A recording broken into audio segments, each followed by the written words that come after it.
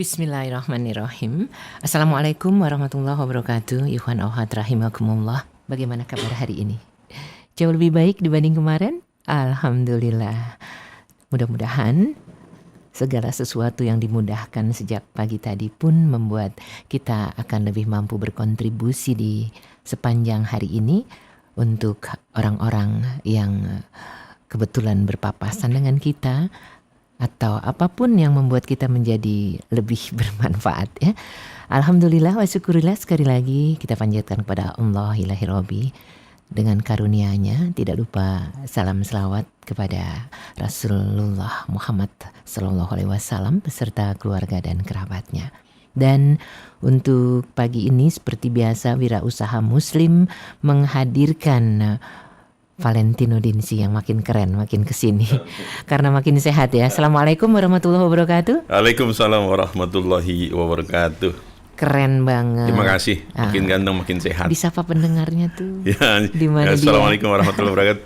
Teman-teman pendengar Radio Rasilan TV Rasil di seluruh Indonesia dan kalau nggak salah di Malaysia juga ada, di Singapura juga ada ya.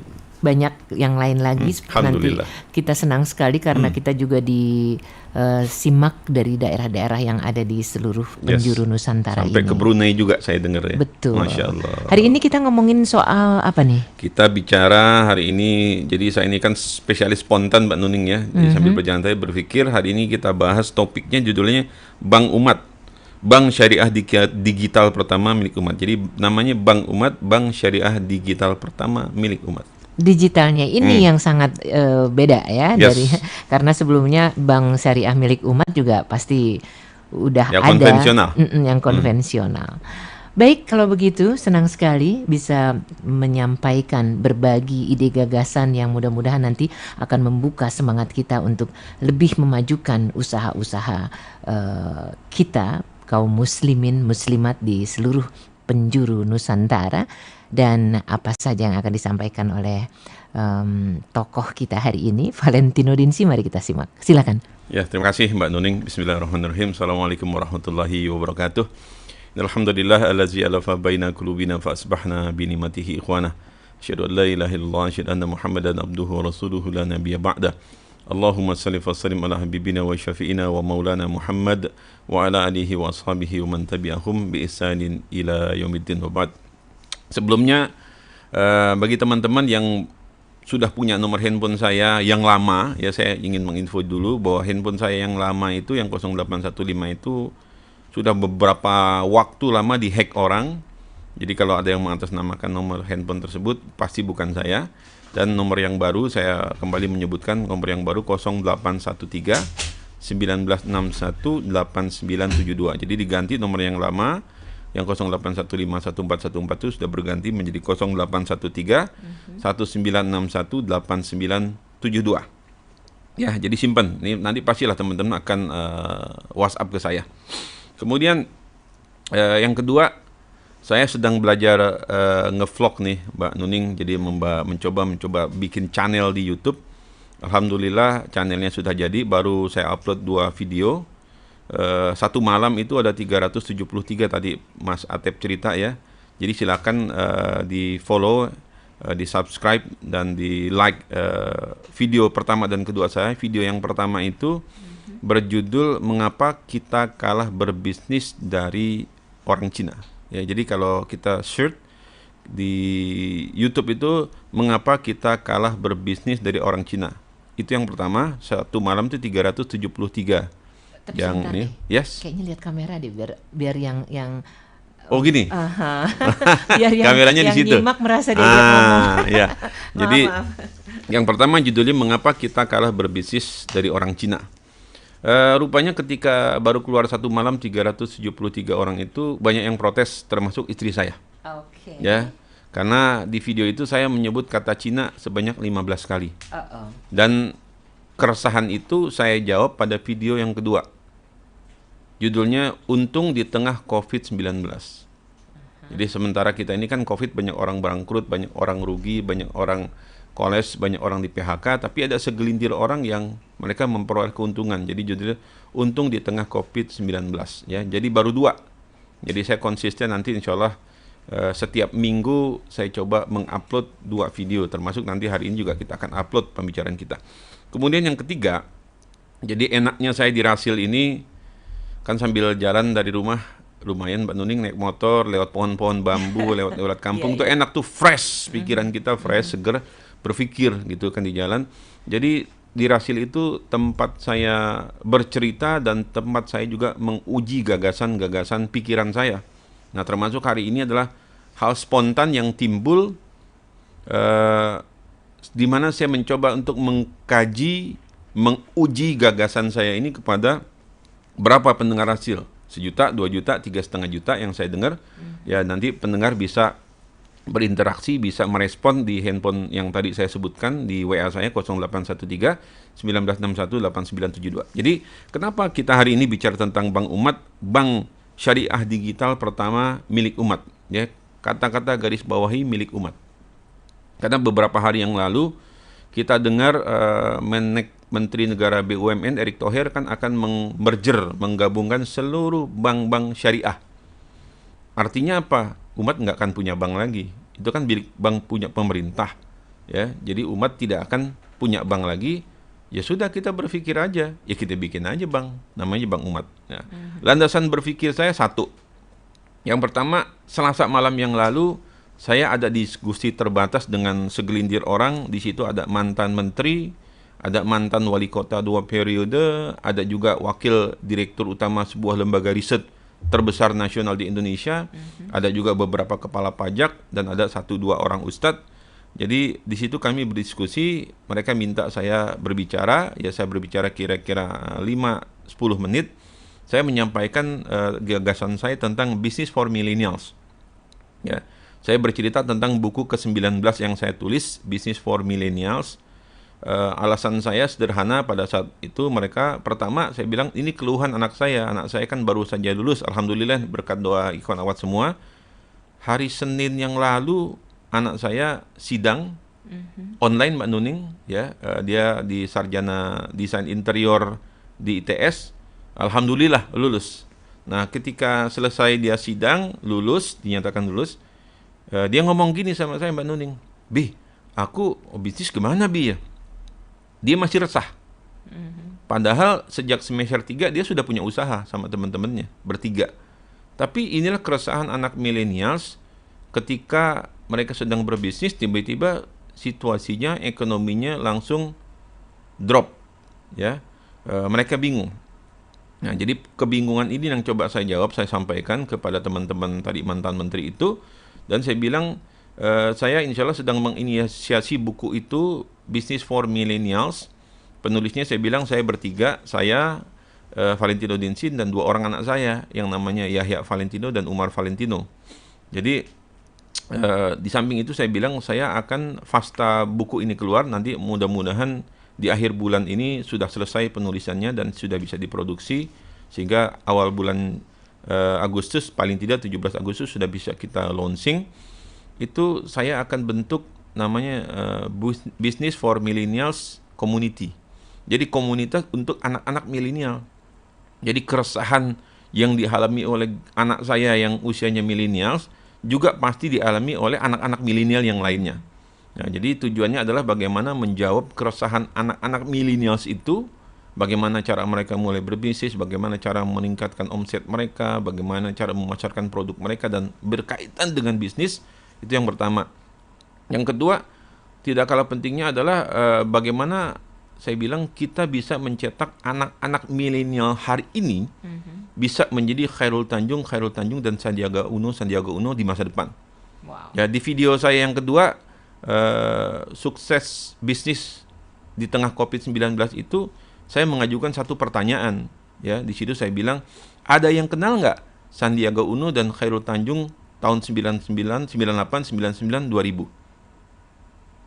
Nggak ada yang kenal kan? Karena pada saat 98, 99, 2000 Sandiaga Uno itu nothing, bukan siapa-siapa. Yep. Tapi karena mereka melihat peluang, dan saya bilang krisis tahun 2020 ini sama percis dengan krisis 98 dan 2008. Sama percis. Ya, di tengah-tengahnya banyak peluang.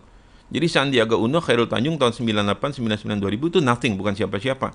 Tapi karena mereka mengambil kesempatan, mengambil peluang, ya, kreatif inovasi, ya, mereka belasan tahun kemudian, 10 tahun kemudian, 15 tahun kemudian, kita kenal Khairul Tanjung menjadi orang terkaya sekarang ini nomor 5 di Indonesia, Sandiaga Uno nomor 43 terkaya di Indonesia. Nah, saya bilang kepada mereka, kalau anak-anak muda nih, kalau para milenial sekarang mengambil kesempatan itu hari ini, ingat situasinya mirip ya dengan 98, 2008, 2020 ini mirip.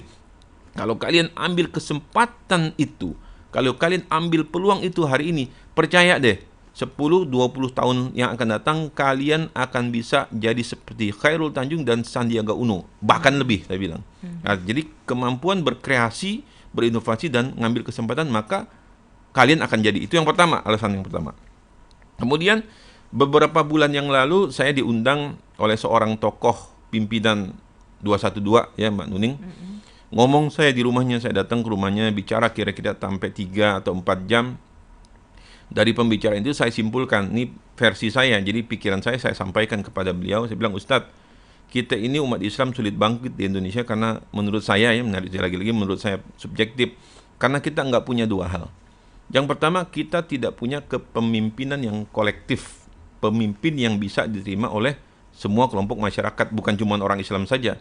Nasionalis juga bisa terima, sekuler juga bisa terima, sebagaimana Soekarno dan Hatta dan Natsir itu bisa diterima semua kelompok. Nah, kita nggak punya kepemimpinan kolektif, nggak punya negarawan yang seperti itu. Kemudian yang kedua saya bilang, kita ini umat ini karena kita tidak punya Abdurrahman bin Auf dan Utsman bin Affan zaman now. Rasulullah itu sebagai seorang leader, seorang pemimpin adalah pemimpin kolektif yang bisa diterima oleh semua kelompok masyarakat, walaupun pada awalnya dimusuhi, tapi akhirnya semua kelompok bisa menerima. Dan di sekeliling Rasulullah itu banyak para pendukung, para supporter, para yang backup Rasulullah, termasuk di situ ada Abdurrahman bin Auf dan Utsman bin Affan yang membackup dari sisi finansial.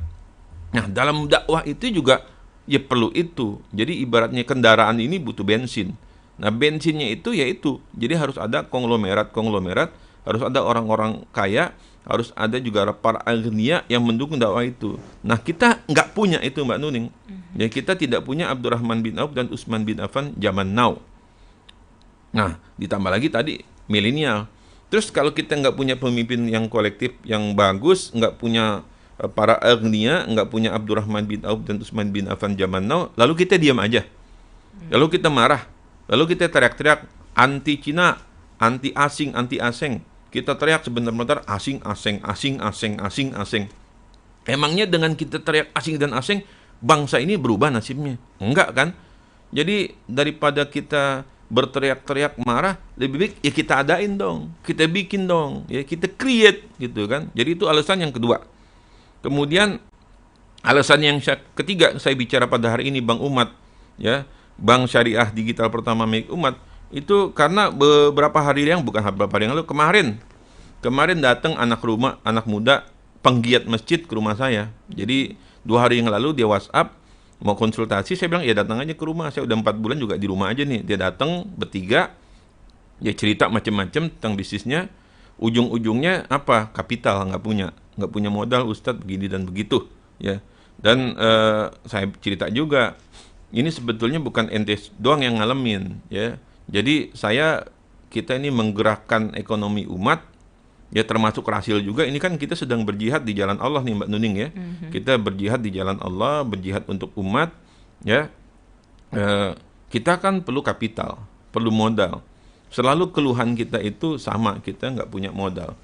Padahal di dalam buku saya yang judulnya Masjid Mandiri Membangun Ekonomi Umat Berbasis Masjid itu berdasarkan riset yang saya lakukan, survei yang saya lakukan, kenceleng masjid aja nih, kalau diumumin kayak kan setiap Jumat diumumin, kayak di rumah saya, Masjid Darussalam diumumin, kurang lebih ada kenceleng masjidnya, kalau ditotalin ada infak, zakat, sedekah, wakaf itu 400 jutaan.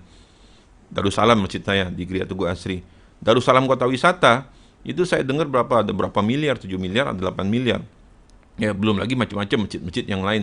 Itu kalau kita akumulasi itu kurang lebih itu ada dana 80 triliun. Wow. Ya, itu kenceleng masjid.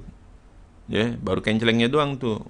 Dan potensi zakat, infak, sedekah dan wakaf berdasarkan data-data pemerintah itu potensi ziswaf kita ini 217 triliun dan baru terkumpul kan kira-kira sekitar 7-8 triliun saja.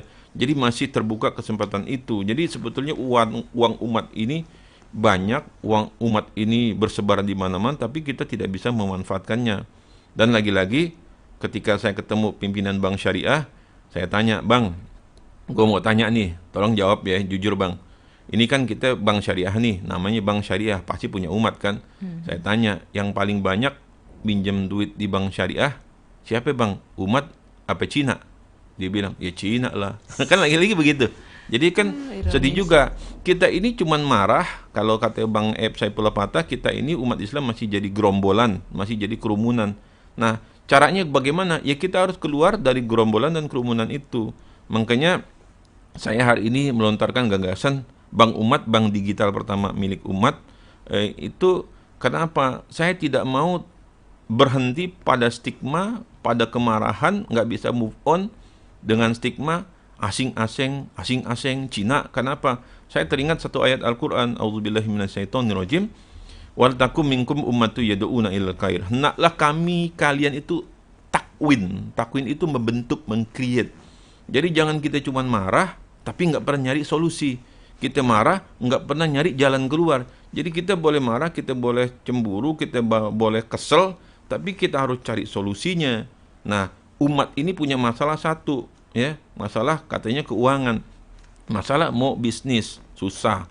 Ini sekarang kan akibat COVID-19, Mbak Nuning, saya baca terakhir data itu yang kena PHK, yang di PHK nih ya, kira-kira 6 juta orang. Ya, ter-PHK nih 6 juta orang. Kemudian ribuan perusahaan bangkrut. 45 juta orang di Indonesia mendadak jadi miskin karena penghasilannya turun. Terus kita marah, nggak berubah. Makanya kita harus buat sesuatu. Nah, salah satunya adalah kita melakukan akumulasi capital tadi yang sebetulnya kita dana umat ini banyak. Ya udah, saya coba memikirkan, menginisiasi, yuk kita bikin aja Bank Umat. Karena memang pemerintah ini kan Menteri Erick Thohir kan juga pengen mergerin bank syariah. Ya kita bikin aja bank syariah punya kita, bank syariah punya umat, ya digital gitu kan. Ya saya menginisiasi Bank Umat, bank syariah digital pertama milik umat. Kenapa? Sekarang zamannya kan jempol, Mbak Nuning. Ya, zamannya WhatsApp. Pengguna WhatsApp di Indonesia itu 200 juta orang.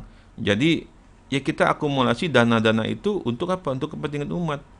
Untuk apa? Dana yang kita kumpulkan itu jelas untuk menggerakkan sektor ekonomi umat yang kena PHK, ya, yang para milenial. Jadi bagaimana kita bisa menciptakan lapangan-lapangan pekerja baru, menciptakan bisnis-bisnis baru untuk para milenials dan untuk orang-orang yang terkena PHK. Yang kedua, ini pasti teman-teman kita bisnisnya nyungsep, bisnisnya hancur, bisnisnya bangkrut, bisnis tutup. Nah, bagaimana kita bisa menggerakkan sektor real? Jadi Bank Umat itu harus bisa menggerakkan kembali sektor real, mengangkat kembali sektor real, memberikan stimulus-stimulus ekonomi, memberikan kapital-kapital bagi umat ini untuk berusaha. Ya, kemudian pada ujungnya the ultimate goal-nya adalah bagaimana ke depan ini saya berpikir bagaimana 5, 10, 20 tahun yang akan datang akan lahir generasi baru, akan lahir Abdurrahman bin Auf, Utsman bin Affan zaman now. Yang mereka itu bukan saja kaya seperti Abdurrahman bin Auf, seperti Utsman bin Affan, mereka konglomerat seperti Sandiaga Uno dan Khairul Tanjung, tapi mereka soleh. Mereka bertakwa, mereka berjihad di jalan Allah bi amwalikum wa anfusikum, dengan harta dan jiwa mereka. Karena kita perjuangan itu butuh itu.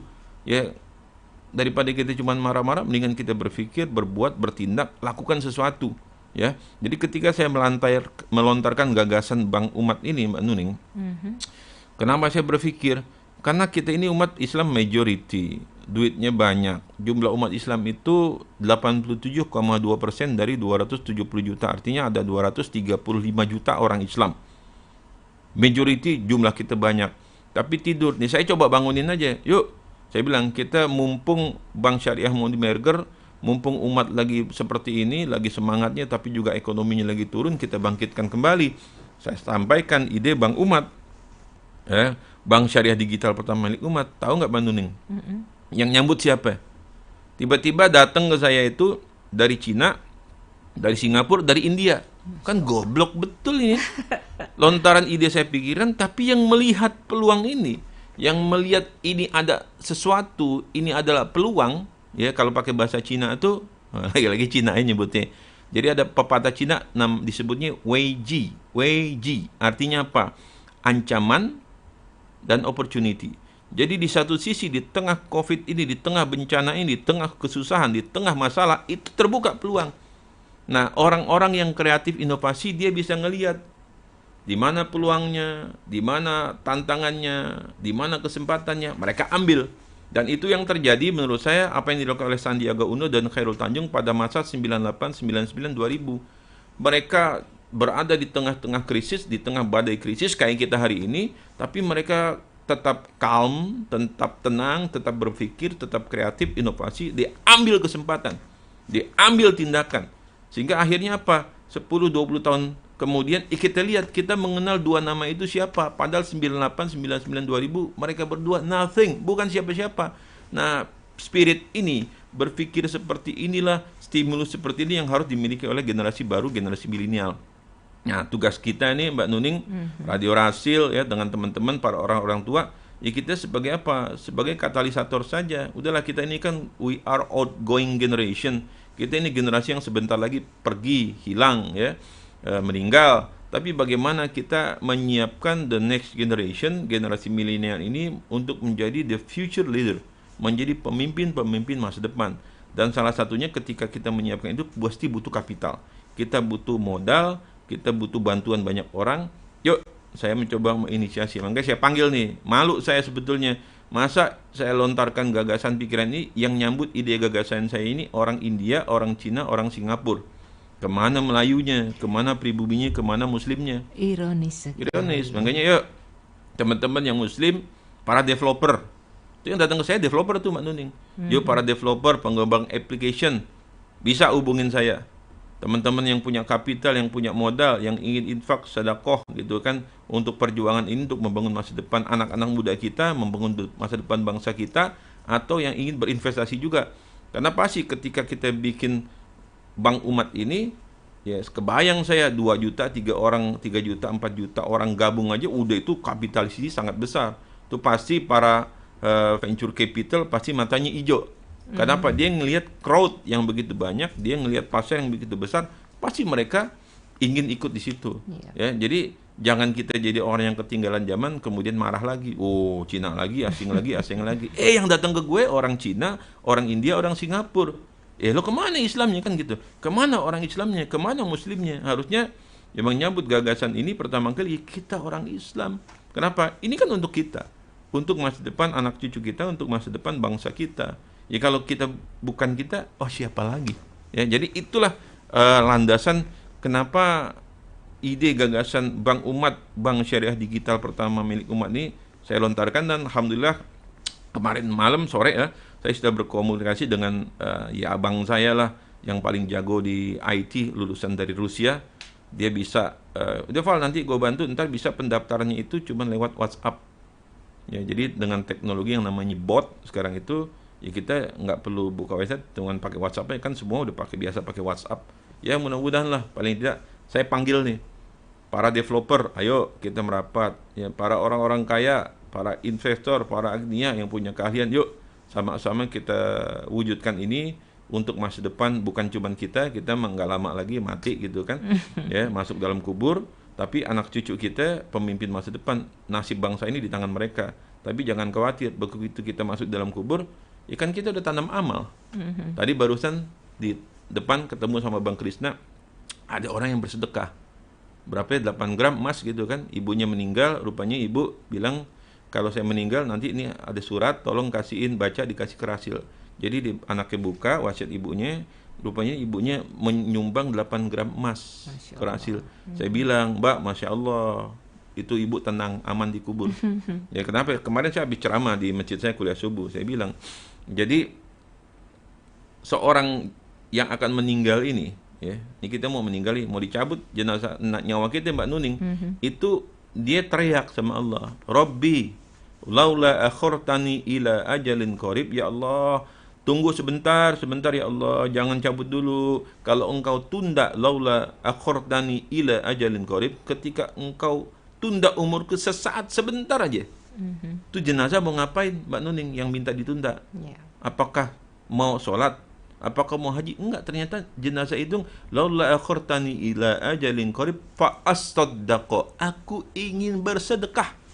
Jadi ternyata orang-orang yang meninggal itu, yang akan meninggal, yang akan dicabut nyawanya, minta dipospon, minta ditunda sesaat supaya dia bisa sedekah. Kenapa? Orang yang akan meninggal itu minta ditunda sampai sesaat karena dia ingin sedekah. Saya cari hadisnya, saya baca. Ternyata seseorang yang ketika dia meninggal itu, dia berada di bawah naungan sedekahnya, Mbak Nuning. Jadi dia dilindungi, dinaungi oleh sedekahnya. Seperti kita ini dinaungi di radio ini kan, kita nggak kepanasan, nggak kehujanan. Kenapa? Kita berada di dalam ruangan, di dalam gedung. Ini namanya kita dinaungi. Dan orang yang sudah meninggal itu nanti dia dinaungi. Di mana? Di alam barzah, di alam kubur. Berapa lama kita di alam kubur? Wallahu alam. Bisa aja ribuan tahun, bisa aja jutaan tahun. Setelah alam kubur nanti masuk lagi ke alam padang mahsyar, ke alam mahsyar. Masa menunggu itu. Berhadap-hadapan sama Allah. Sampai akhirnya diantri, nggak tahu dari manusia pertama sampai manusia terakhir, nunggu jadwal, nunggu antrian untuk disidang di hadapan Allah, berdua dengan Allah. Nunggu ini kita nunggu sampai akhirnya dapat panggilan, Valentino, Nuning, panggil berhadapan-hadapan sama Allah. Nah, selama masa menunggu di dalam alam barzah, dalam alam kubur dan di padang mahsyar, itu orang yang bersedekah itu dinaungi sama Allah. Oleh sedekah itu dinaungi, Masya Allah. Makanya sebabnya orang yang akan meninggal diminta, ya Allah, tunggu, manggil sedekah akan melindungi kita di alam kubur kita dan nanti di padang mahsyar kita sampai kita berjumpa dengan Allah Subhanahu wa taala. Jadi yang namanya sedekah sedemikian besar dan dahsyat efeknya ya. Oke, jadi sahabat-sahabat dimanapun radio Silaturahim dapat disimak, yang ada di Sukabumi, kemudian juga di Semarang, di Palembang, di Bondowoso, di Banyuwangi, di Magelang, di Pontianak yang senantiasa menyebarluaskan siaran kami. Oh ya, yang ada di Batam juga. Apa kabar nih? Ke pasar pagi beli ketam, dimasak bunda, rasanya nikmat.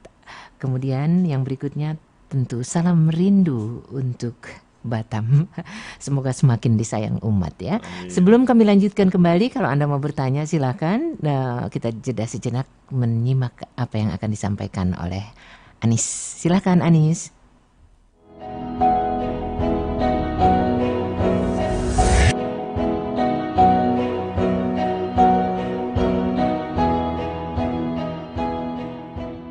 Terima kasih masih tetap bersama Rasil untuk Islam yang satu di acara Wirausaha Muslim bersama Valentino Dinsi yang siap dengan persuasi Bang Umat yang digital tadi itu. Kita boleh langsung ke pertanyaan ya. Silakan Mbak Nuning. Ini dikirim dari Bang Tino. Assalamualaikum Ustadz. Boleh nggak sih saya usul? Sebaiknya didata deh kita semua. Jadi kita tahu ada berapa yang peduli. Sekarang ini kan kita masih meraba-raba nih. Berapa jumlah kita akumulasinya yang aktual. Jadi stop deh marah-marah. Ayo kita berjamaah. Setuju dengan Bang Umat mumpung belum diserobot orang lain lagi. Terima kasih. Terus yang kasih jempol juga cukup banyak.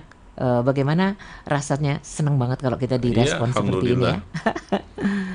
Nggak ada pertanyaan sih, cuman suruh nyatet, suruh data. Iya Mbak Nuning, jadi yang dibutuhkan sekarang itu pertama adalah aplikatornya, pengembang aplikatornya, developernya. Ya, jadi kalau teman-teman ikhwan akhwat atau sekelompok orang yang punya perusahaan atau bergerak di bidang developer IT, ini saya minta bantu, yuk kita kembangkan sama-sama Bang Umat ini ya, karena perlu developer.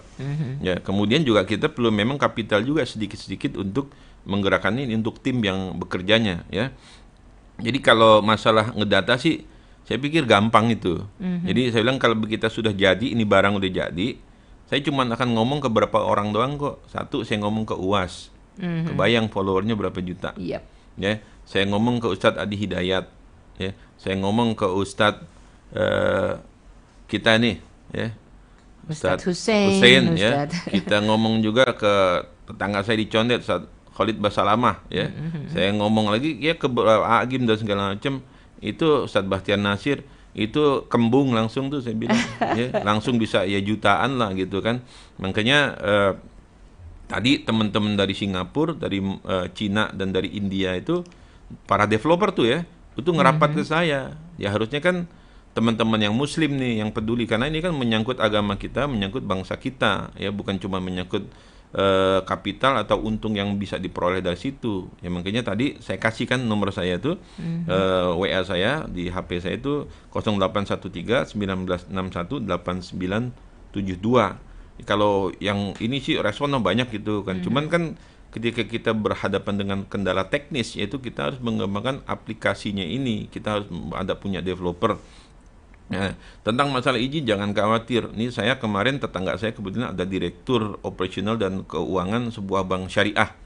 Saya sampaikan ide ini kepada dia. Tolong saya bilang sebagai custodiannya adalah bank tersebut saya bilang.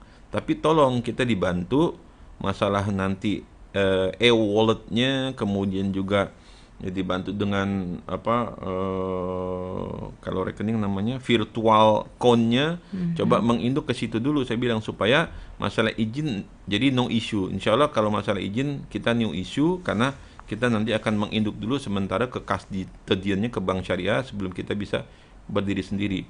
Cuman untuk mengembangkan itu kan butuh developer yang bisa mengembangkan Bank Umat digital ini seperti yang ada di pikiran saya. Nah, ini perlu duduk dengan para developer, para aplikator, sehingga kita bisa mewujudkan ide ini menjadi sebuah kenyataan. Jangan sampai yang rapat ke saya orang Cina, orang India, orang Singapura. Terus setelah jalan kalian marah gitu. Jangan, saya bilang. Justru saya panggil dulu saudara saya orang Islam. Orang Islam yang berprofesi sebagai developer, yang berprofesi sebagai application developer, yuk bantu saya, sama-sama kita duduk, kita kembangkan ini, kita jadiin nih barang. Terus teman-teman ikhwan akhwat yang muslim yang punya kapital, yuk bantu operasionalnya, atau kalau punya duit lebih, yuk chip in di sini sebagai investornya. Nanti ketika ini berkembang ya para investor awal itu yang akan merasakan nikmatnya juga gitu kan. Dan nanti orang-orang yang biasa sih umat ya silakan kita bergabung saja. Tapi saya pikir saya ngomong dengan 7 orang ustadz yang punya follower jutaan aja, ya tinggal suruh ngomong aja tuh kepada umatnya, kepada followernya. Rasanya sih untuk dapat 1 juta, 2 juta, 3 juta nasabah itu nggak terlalu kesulitan. Belum lagi nanti kita akan roadshow juga ke banyak TV dan ke beberapa radio. Amin. Serta media-media non mainstream digital dan lain-lain insyaallah. Oke, dari 0812, bravo Ustadz Valentino. Emosi persatuan umat diarahkan ke masalah ekonomi, dimulai dengan Bank Umat. Ya, semuanya semangat ya, mudah-mudahan ya. Ya, harus begitu. Terus ini pertanyaannya dari tanpa nama. Siapa yang tidak ingin jadi Utsman bin Affan sih? Atau jadi Abdurrahman bin Auf? Semoga saya doakan yang makmur finansialnya, tergerak hatinya. Terus kalau seperti kami yang cuma punya semangat, sarannya apa dong? Ya, jadi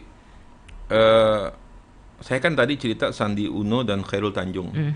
Itu saya cerita karena kebetulan saya dekat dengan mereka berdua, dan saya tahu betul perjalanan mereka dari 98, 99, 2000. Itu kan bukan siapa-siapa. Tapi kemudian mereka menjadi orang terkait di Indonesia.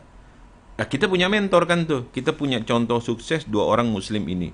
Nah, cita-cita saya ini terhadap generasi milenial. Jadi saya berharapnya kepada new generation, Mbak Nuning. Bukan kepada kita, kepada kami yang umurnya sudah outgoing ini, mau bentar lagi pergi.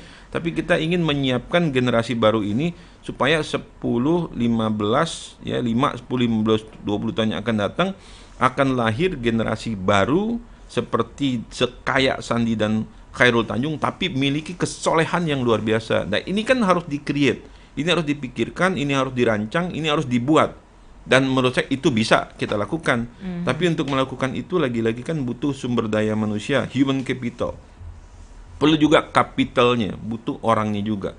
Perlu pendekatan backup politik supaya itu bisa menyatu. Ya, jadi biarlah ini sekelompok orang nanti yang akan memikirkan, dan lagi-lagi memang sekelompok orang ini harus kita butuh kapital. Adapun orang-orang yang biasa, umat biasa, yang dibutuhkan minimum doa. Doakan kita ini, para ustadz-ustadz, para kami yang sedang berjuang untuk menegakkan kalimat Allah ini di bidang kami. Dalam hal ini kita mencoba menginisiasi Bank Umat. Doakan mudah-mudahan Allah permudah, Allah kirimkan orang-orang yang membantunya, Allah kirimkan dana, sarana, prasarananya untuk mewujudkan cita-cita ini. Karena bagi kami ini bukan cuma sekedar bikin bank jadi barang, tapi ini adalah tuntutan Al-Quran. Tadi surat Al-Imran kalau nggak salah, ayat berapa? 103 ada berapa? Wal takum minkum ummatu yad'una ilal khair wa ya'muruna bil ma'ruf wa yanhauna 'anil munkar wa tu'minuna billah. Jadi hendaklah ada sekelompok, segelintir orang di antara kalian, wal takum minkum umat, sekelompok orang yang mikirin yad'una ilal khair. Yang kita ini yang kita lakukan lewat Radio Rasil, lewat siaran pagi ini, nanti bikin Bank Umat, lewat 212 Mat, kita Mar, itu dalam rangka yad'una ilal khair, untuk menyeru kebaikan, wa yanhauna 'anil munkar, untuk mencegah kemungkaran, wa tu'minuna billah, dan kita dalam rangka beriman kepada Allah. Jadi ini bukan bicara kita bicara semata-mata ekonomi ansih, bicara tentang semata-mata kapital, tapi ini adalah bagian daripada jihad kita, al-jihadu fi sabilillah, khususan al-jihadi fil iqtisadiyah, jihad di dalam bidang ekonomi. Siapapun kita, apapun kondisi kita, kita bisa berkontribusi terhadap kemajuan minimum ini. Doa.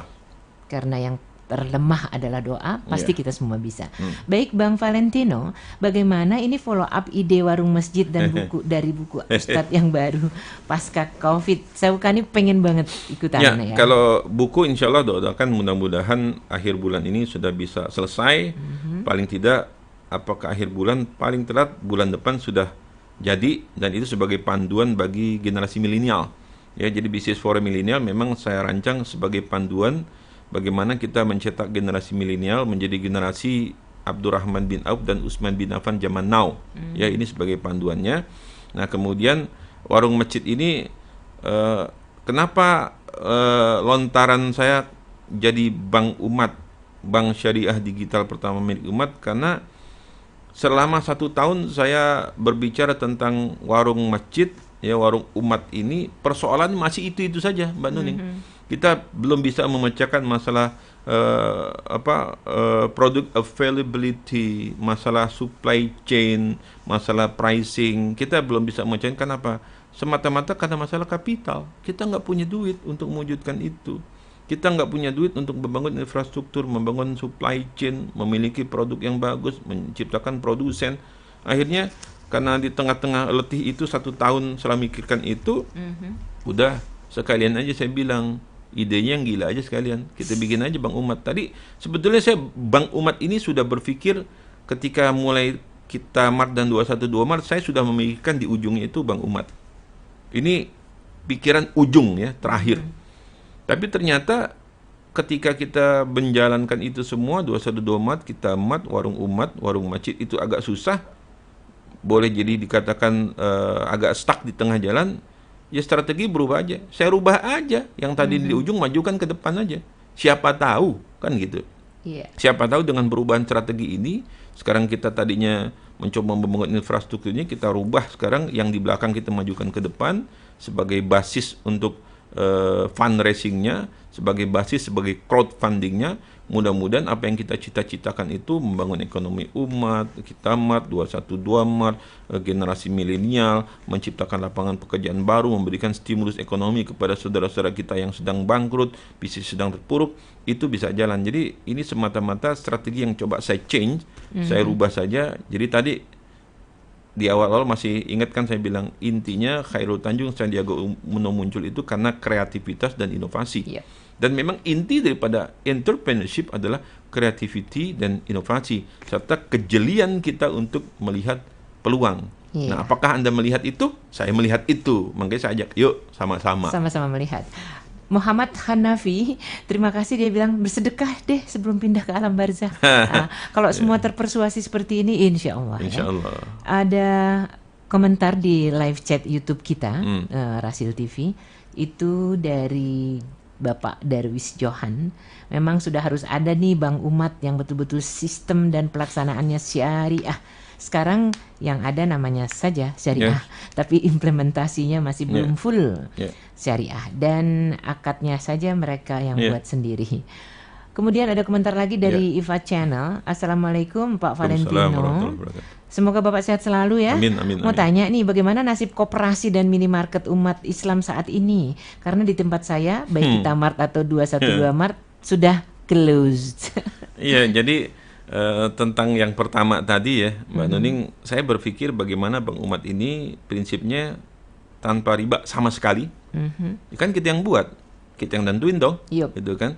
Jadi tanpa riba, tanpa bunga sama sekali, terus tanpa ribet.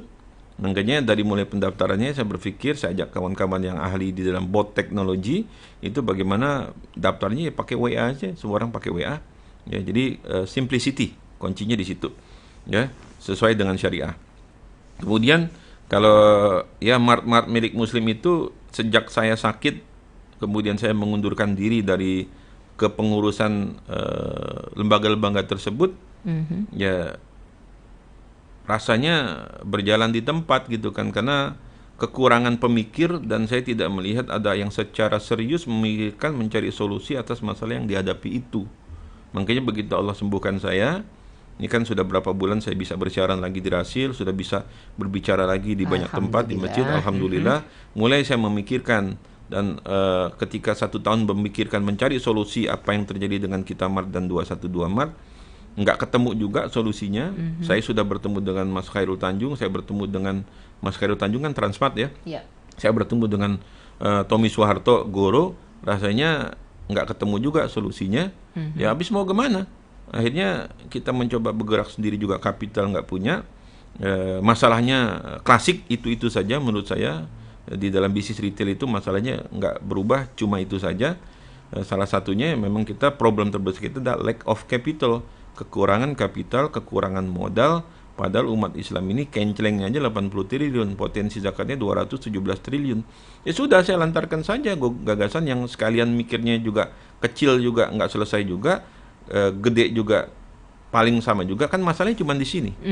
Masalah kecil atau besar kan masalahnya cuma di dalam apa yang di antara dua telinga ini. Dan sekalian saja saya gelontorkan saja ide gagasan Bank Umat, Bank Syariah Digital pertama milik umat, saya ajak. Yuk teman-teman yang dengar, yang bisa lewat radio, yang bisa lewat TV, yang lewat YouTube, yuk merapat, bergabung sama-sama. Jangan Cina, India sama Singapura yang merapat ke saya. Kan it's gonna shame. Malu saya sebetulnya. Kok ide gagasan ini tujuannya yang untuk siapa, disambut siapa? Yang disambut oleh siapa? Saya tahu mereka merapat karena mereka melihat opportunity. Mereka melihat peluang, mereka lihat ada 235 juta orang Islam. It's a huge number, jumlah yang sangat besar. Mereka melihat kapitalisasi di balik itu. Ya. Kalau kita kan tidak begitu. Kita ini di samping tadi tuntutan Al-Quran, wal takum minkum yad'una ilal khair wa ya'muruna bil ma'ruf wa yanhauna 'anil munkar. Tapi kita juga untuk ini masalah nasionalisme, masalah marwah kita, masalah harga diri bangsa kita, dan sebagai sebuah umat harusnya ya umat yang tergerak, umat yang menyambut, umat yang mendukung. Jangan nanti kalau orang yang lain yang mendukung, kemudian ini berjalan menjadi besar, lalu orang-orang marah sama saya. Oh, Valentino lihat, yang diajak siapa? Cina, India, Singapura. Yang datang ke gue Cina, India, Singapura. Kemana kalian? Kan kalau bahasanya orang Betawi gitu, lo kemana aja? Gitu kan. Gue lontarin gagasan pikiran ini, yang datang yang ngelihat. Yo, sekarang tadi pertanyaan, kalian melihat nggak? Anda melihat nggak opportunity? Melihat nggak ini sebagai suatu kesempatan, sebagai suatu peluang? Saya melihat itu, makanya saya lontarkan, saya gagas. Makanya saya bilang, saya cerita di Rasil ini tempat saya ngomel, tempat saya nguji pikiran, tempat saya menyampaikan gagasan. Ya harusnya orang Islam yang menyambut ide, pikiran, gagasan seperti itu. Jangan nanti setelah berjalan kita masih teriak aja asing, Cina lagi. Nggak berubah bangsa ini kalau cuman begitu. Ini ada pertanyaan dari 0878 sekian. Kalau setahu saya, merger bank syariah itu hanya pada bank syariah pemerintah saja. Terus gimana dong? Ya memang bank pemerintah yang mau di merger. Yang di merger sama Erick Thohir itu kan adalah bank-bank syariah pemerintah. Artinya, ya udah itu punya pemerintah. Kita nggak ada kan. Selebihnya kapitalis semua kan gitu kan. Terus umat punya siapa? Nggak ada umat. Ya udah, daripada marah bikin aja sendiri. biar ratusan juta umat kita nabungnya juga di situ. Ya, makanya kan ceritanya begini. UAS nih teriak, belanja ke warung milik umat. Nggak ada warungnya. Pindahkan uang kalian ke bank milik umat. Nggak ada banknya. Yap. Nggak bunyi jadinya. Sekarang saya mau coba bunyiin. Kalau kita punya bank umat, banknya punya umat, ya konsolidasi umat, konsolidasi masjid-masjid seluruh Indonesia yang jumlahnya 850.000 itu. Yuk, saya bilang nggak usah jauh-jauh. Beberapa masjid udah mau, saya bilang, kas duit berapa? 400 juta Ustadz. Kalau gue bikin bank umat, lo pindahin 10% ya. Siap Ustadz, 10% aja. Kali sekian. Ya kalau 80 triliun kan 10% 8 triliun, Mbak. Nah, jadi memang harus ada yang dorong. Ibaratnya kan saya ngedorong nih, ya. Jadi ada tahapan orang yang berbicara, ada orang yang bekerja juga gitu kan. Kita berbagi tugas sebetulnya gitu kan.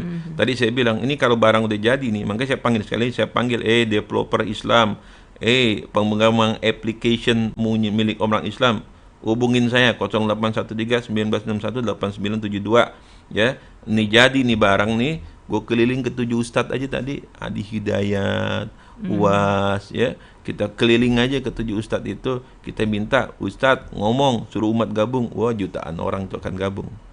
Kalau udah jalan gitu, wah insya Allah ya. Iya. Ustadz, kalau saya mau ikut partisipasi, keahlian saya cuma manajemen nih. Pernah loh bikin proposal membuat koperasi, satu koperasi untuk satu desa, dan yang diletakkan di situ adalah mengakomodasi hasil daerah tersebut. Nanti mudah-mudahan ya. Iya, bisa juga. Pokoknya ikut berpartisipasi. Umat bisa kontribusi. Iya. Dan apapun yang disampaikan pada wirausaha muslim kita pada pagi ini, kalau mempersuasi kita, paling enggak tadi selemah-lemahnya doa, tapi doa. Pasti bukan cuma itu, Yes. karena tidak sedikit di antara kita yang menyimpan uang kita entah di mana. Sebaiknya kalau ada tempat seperti yang tadi dikatakan, mau di mana nggak ada tempatnya. Mudah-mudahan dengan rencana ini kita doakan bisa terwujud. Dan Ustadz, kita rangkum bahasan kita pagi hari ini. Ya, jadi inti daripada entrepreneurship adalah kejelian dalam melihat peluang, opportunity. Wei Ji bahasa Cina-nya itu, peluang dan ancaman. Di satu sisi ada masalah seperti COVID ini, banyak masalah, timbul problem, tapi di situ terjadi juga banyak peluang, terjadi banyak kesempatan. Tugas kita adalah mengamati, melihat adanya peluang-peluang tersebut. Kemudian mengeluarkan kreativitas dan inovasi kita untuk mengubah peluang itu menjadi hasil.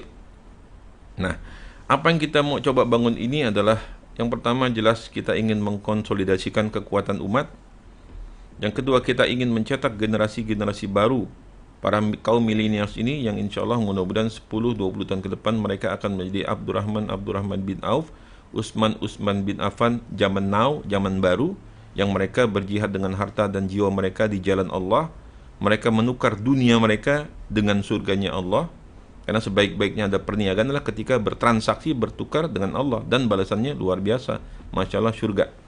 Yang ketiga, kita ingin memecahkan masalah kita pada hari ini, yaitu masalah pengangguran, masalah PHK, masalah kebangkrutan. Bagaimana kita juga bisa menciptakan lapangan pekerjaan baru untuk generasi baru pada hari ini, dan untuk orang-orang yang terdampak dengan krisis ekonomi, krisis kesehatan ini. Dan juga kita bisa memberikan stimulus ekonomi berupa dana untuk umat kita untuk kembali bangkit bergerak secara ekonomi ini. Dan saya kasih kuncinya 4. Ya.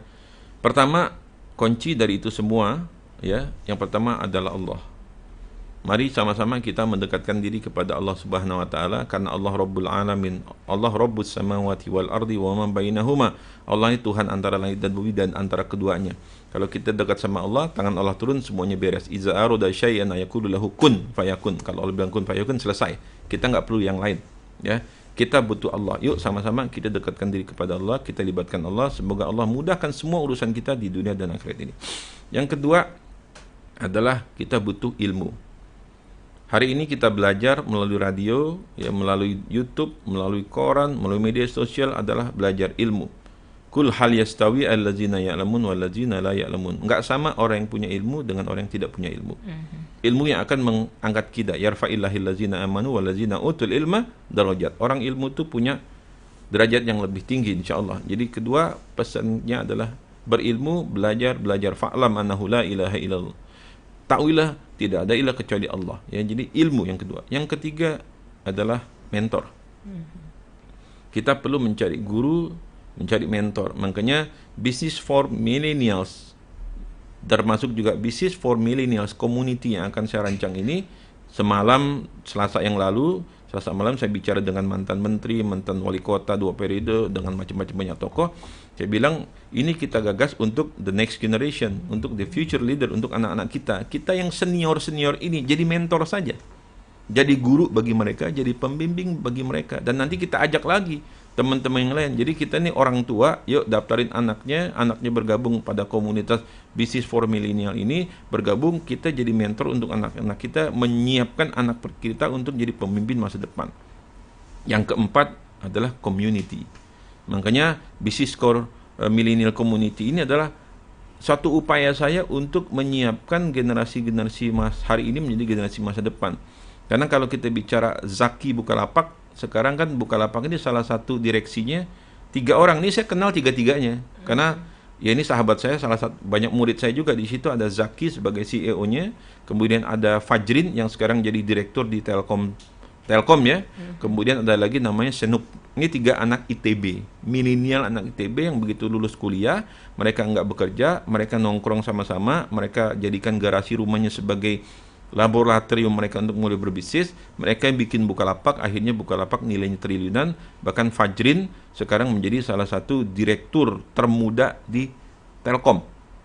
Nah, ini bisa terjadi. Jadi apa yang kita lakukan belasan tahun yang lalu kan terjadi kepada generasi Bukalapak nih Mbak Nuning. Dan saya percaya apa yang sedang kami lakukan bersama dengan ide gagasan Business for Millennials dan Business for Millennials community ini adalah untuk menciptakan the future leader, masa depan untuk anak-anak kita, masa depan untuk bangsa kita sebetulnya. Jadi insya Allah minimum dukungan doa dari antum semua yang punya keahlian, dukunglah dengan keahliannya. Keahlian saya panggil nih para developer, para aplikator ya, yang punya capital, bantulah dengan jangan zakat ya, boleh juga sih zakat infak sedekahnya. Kenapa? Kita ingin orang-orang yang berkelola di sini kita bayar ya, sehingga proses ininya lebih cepat. Karena hanya dengan itu al-mu'min ba'duhum awliya'u ba'd. Orang mukmin itu satu dengannya harusnya jadi saling menolong, sebagaimana wallazina kafaru ba'duhum awliya'u ba'd. Orang-orang kafir itu satu dengan yang lain saling mendukung. Masa kita enggak dukung gitu kan? Jadi kalau orang kafir dia saling mendukung, ya kenapa kita orang muslim enggak berdukung? Insya Allah mudah-mudahan hari ini kita ketemu di udara, kita ketemu di TV lewat YouTube, kita lewat pandangan mata kita bertemu. Insya Allah mudah-mudahan satu saat kelak kita bisa ketemu kopi darat dalam keadaan yang normal, berjumpa. Dan saya berdoa sekali lagi, lebih penting dari itu adalah mudah-mudahan kelak kita bertemu dan berkumpul di dalam surganya Allah Subhanahu wa Ta'ala. Insya Allah. Amin. Terima kasih Ustadz Sama-sama, Valentino Dinsi. Yang jelas 6 juta orang kehilangan pekerjaan dan 40 juta orang miskin di kondisi sekarang. Sangat berharap kepedulian kita semuanya menggenggam 4 yang tadi disampaikan oleh acara kita ini ya. Mudah-mudahan kita tetap menggenggam teguh 4 yang merupakan kunci tadi, sekaligus juga bagaimana kita memanfaatkan peluang untuk membangun ekonomi umat ini menjadi Khairul Tanjung dan Sandiaga Uno di masa-masa sekarang ya. Karena biar bagaimanapun juga tetap itulah yang harus diupayakan agar kita tidak tenggelam dalam kondisi semangat enggak, putus asa enggak, tapi enggak ngapa-ngapain. Oke, terima kasih banyak sekali lagi untuk semuanya dan teman-teman semua yang menyebarluaskan acara dari Radio Silaturahim. Mudah-mudahan berkah rahmat Allah senantiasa terlimpah untuk kita semua. Billahi taufiq wal hidayah. Wassalamualaikum warahmatullahi wabarakatuh. Waalaikumsalam.